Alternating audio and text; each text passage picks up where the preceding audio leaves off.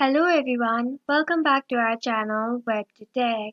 Today in this video, I'm going to guide you guys on a step-by-step tutorial on how to insert PDF in Excel. In order to insert PDF in Excel, first you'll need to open your Excel.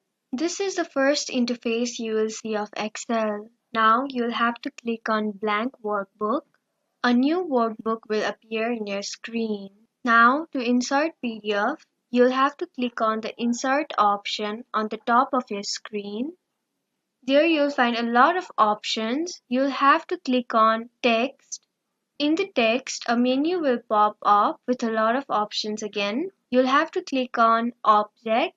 Now you'll find two options that says Create New or Create from File. We'll have to create from PDF file, so you'll have to click on Create from File. Here you can see Browse option. You'll have to click on it.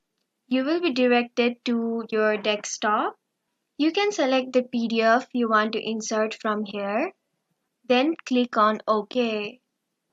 And as you can see, your PDF has been inserted in Excel.